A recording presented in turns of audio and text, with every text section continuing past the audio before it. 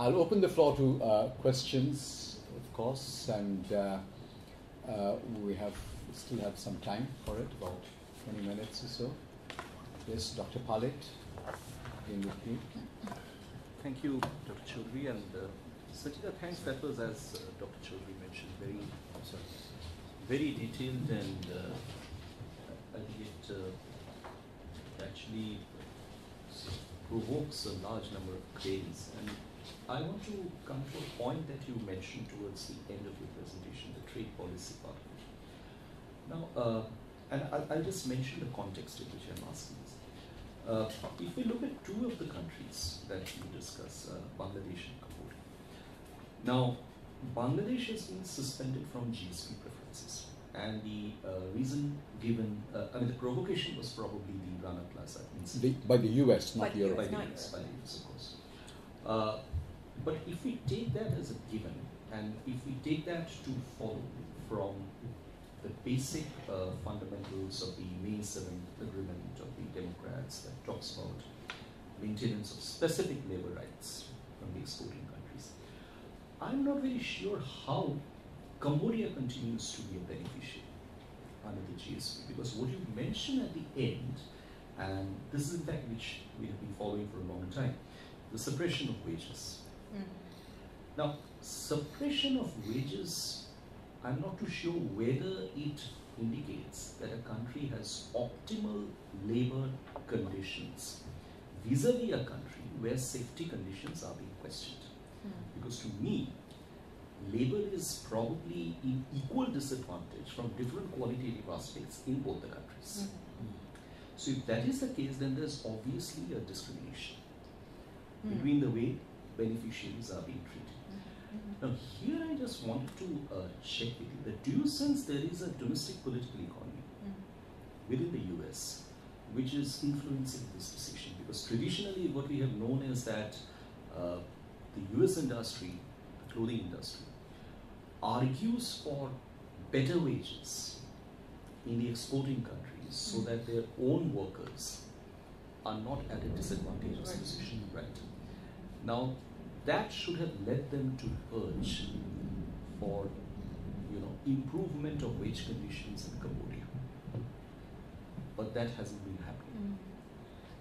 Why does it happen in Bangladesh's case? Why does it not happen in the Cambodian case? Is there a sort of what's the perspective working here? The GSP status. Yeah.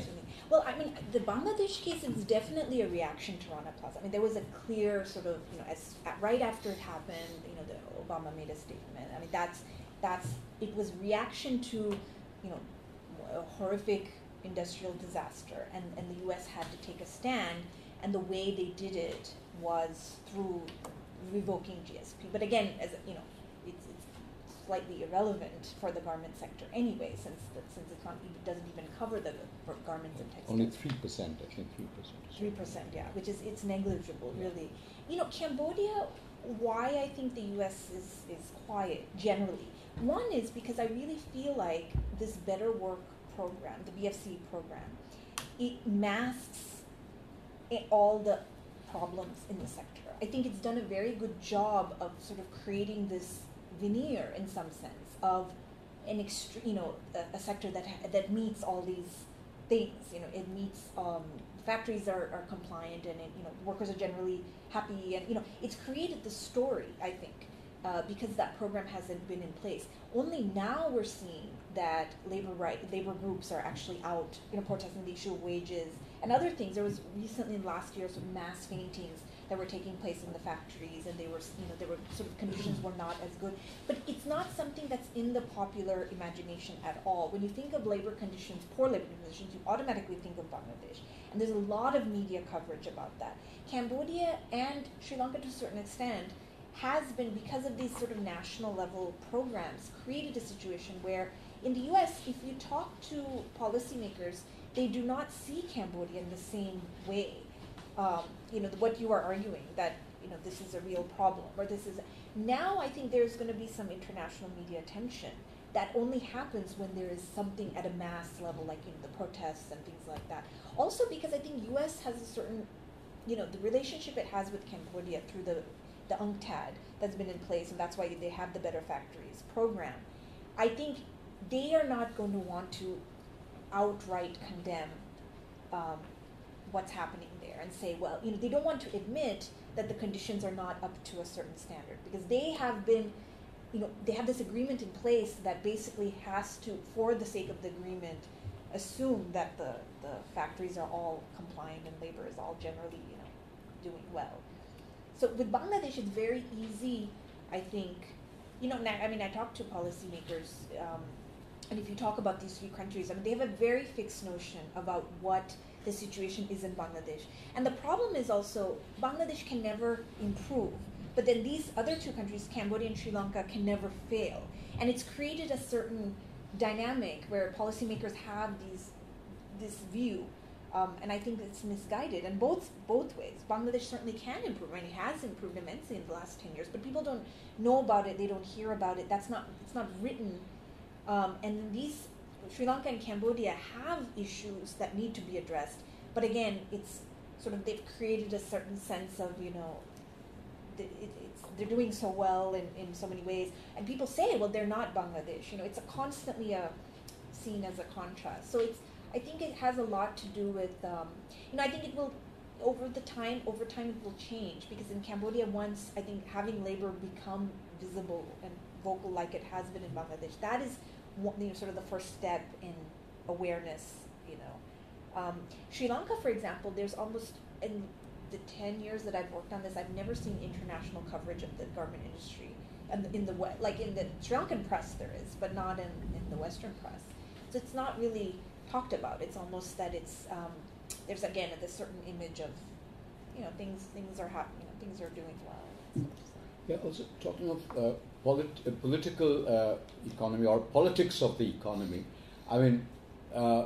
the difference between Cambodia and Bangladesh, of course, there is the nature of difference in the governance itself. Okay. When we were in government, we were more akin to Cambodia because we were politically neutral, between labor and the owners.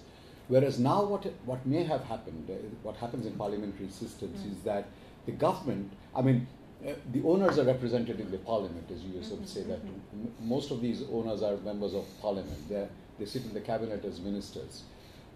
The labor leaders also become collaborators in some way. Sometimes in situations like that, the only way out is actually the external pressure. I'm not advocating it, but I myself was in the Planning Commission at one point in time when we needed some kind of a donor push in order to effect progressive legislation or progressive laws. So, you see, sometimes we now feel, we are not in the representative government, that some kind of, in order to improve compliance and all that, donor pressure was necessary. Good thing that GSP does not impact on the actual situation, but the sort of the symbol was an effective tool in many ways in getting the kind of compliance that we are having now, because otherwise labor has no one to look after its interests, to support it. When we sat in the government, it was different because we were not a part of the capitalist thing, but today's government is not. Anyway, this is something very political, but and it's always hard to say. It's hard to know how much of this actually impacts that. Does that revoking GSP pressure, does it lead to improvements? I agree that a lot of people argue that it is necessary. Or as Lenin said, what to do? What else to do? What to do? My thing is, after Rana Plaza, the quote I read was, it was very striking that, I was actually interviewed for an article that they were talking about the revocation. It happened, sort of very soon after Rana Plaza, and what the Obama administration was doing. But no one was saying in the administration that these brands, the Walmart, the European brands had already started their group, the Accord or the Alliance. I was getting mixed up which one is it. But the U.S. brands were quiet. They were not willing to join that. And they were just, waiting and kind of sitting there trying to figure out what's going on. That time, the Obama administration should have said, well, Walmart and Target and Gap, you better join, either join the European brand or figure out some way, because it's your responsibility to, but quiet completely on that front.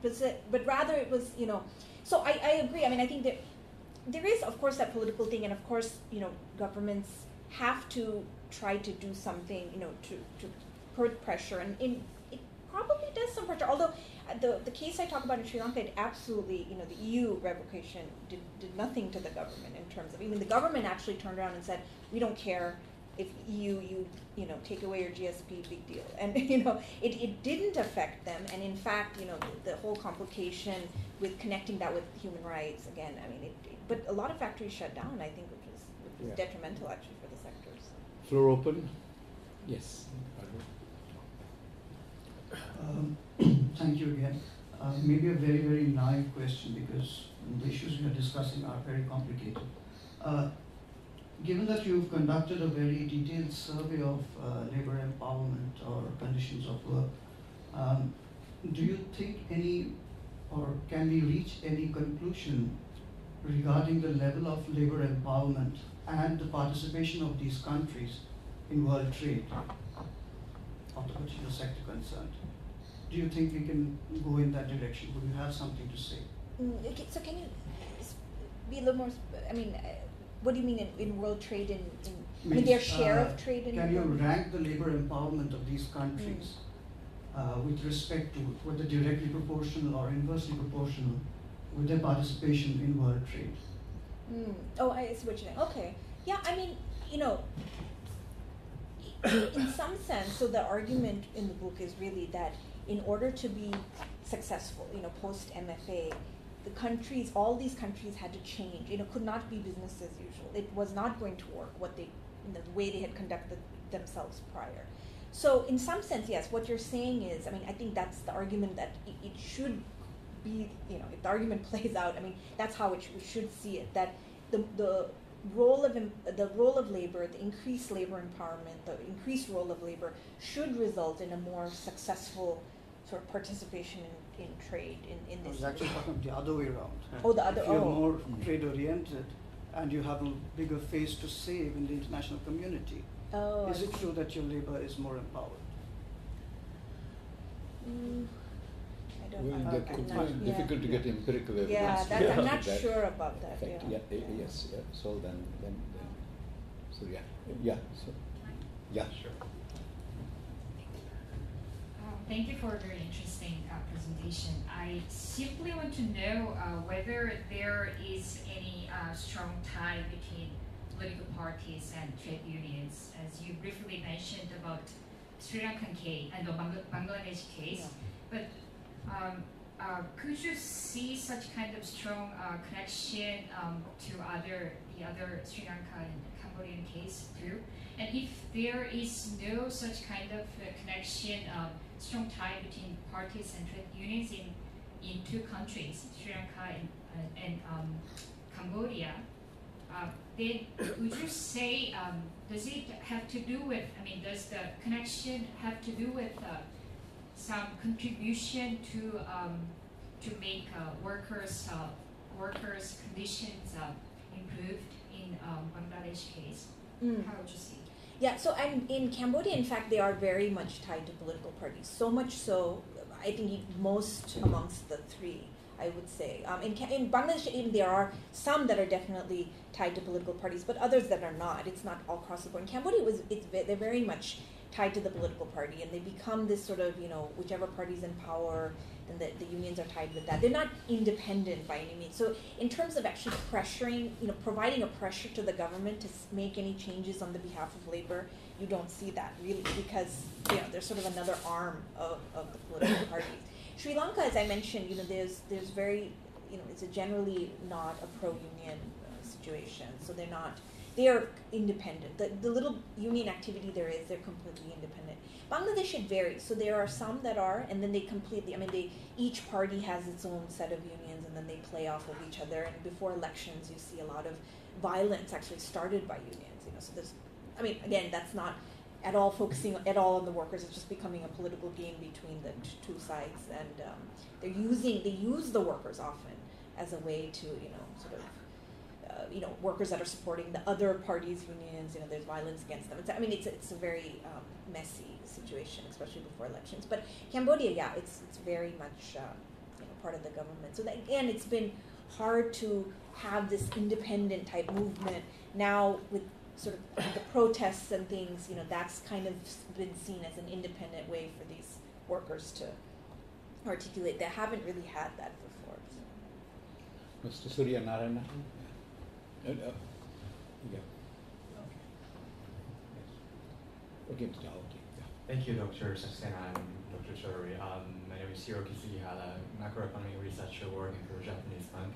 I have a question on future Bangladesh exports structure composure. Currently, 80% of Bangladesh exports are garment sector oriented. Yeah, now 90 something. Yeah, I saw that. With entire research of yours as a backdrop, do you think garment sector will spearhead the entire Bangladesh export sector in 10 years future, or is the structure going to be somewhat different, perhaps diversifying export components, not just garment sector, but more about other manufacturing items?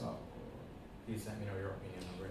Yeah, I mean, Dr. Chaudhary, you probably know more about this. I mean, based on who I've talked to in Bangladesh, they all say in the government, we need to diversify our exports. I mean, that's kind of the common refrain. Now, whether it's going to happen, I don't know. I honestly don't think so in the sense of, I mean, now it's about 90% of their exports are garments. So maybe it may vary slightly, but will they completely diversify? I don't know. Maybe Dr. Chaudhary can probably answer that better. But what I do think is that there is talk, and I think this will probably happen. They will slightly change the nature of the industry over time, and maybe not focus only on the basic goods and the export of basic goods, but actually take in sort of. There's talk about some factories have started actually, the design component.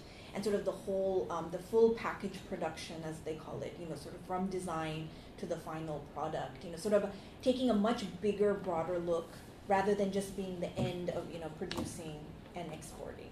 So that is definitely, I think, in the interest. And already we see, I mean, there are factories, there are, large factories that are bringing in designers from other countries. There's, design students there. They're really thinking about it in a much bigger way. But whether it's going to diversify, I don't know. I don't see it, at least not in the next 10 years, but I don't know. Well, I don't see, but historically remember that there has been diversification in Bangladesh. As we were talking earlier on, initially it was all jute, 80% jute, etc. And suddenly we saw this happen. In fact, I had an interesting visitor from an industrial this thing called unit called Desh Garments, who began it all in Bangladesh. She's the owner, and she was here, my guest, yesterday, and I was trying to persuade her to stay back for this event, but she had to go.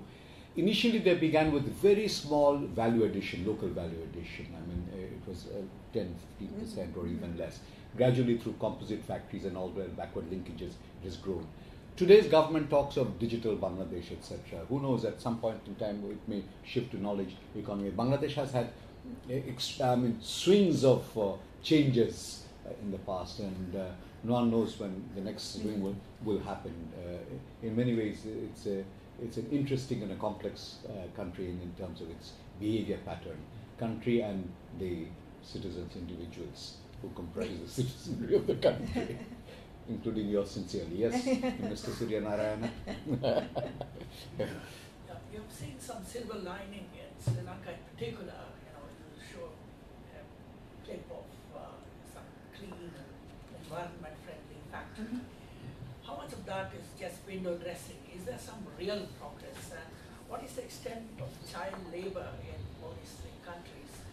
And also going back to the empowerment question, what are your parameters for labor empowerment? Does it include participation in management? And what kind of differentiation you would make between, say, empowerment and improved conditions? Mm-hmm.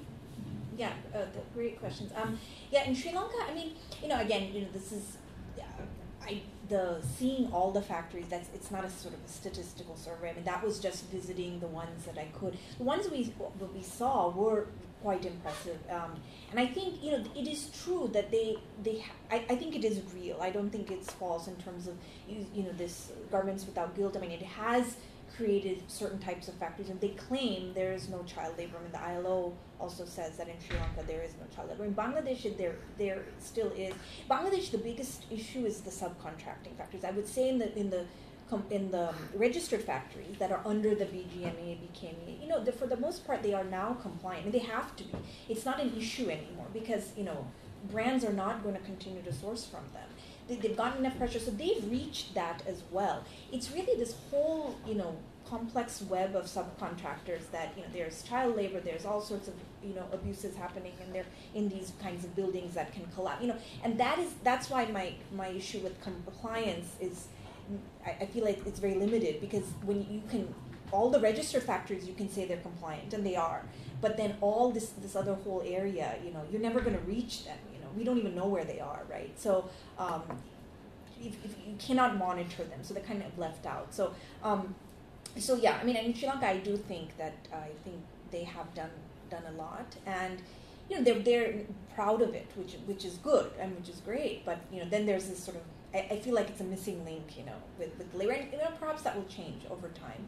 And your question about empowerment is a good one. I mean, in the survey, what we were able to find, the way we asked that question, and really to get at sort of empowerment, was the ability to make change. And so we sort of tried to gauge in a few different ways, how workers felt that they were able to make a change in their conditions.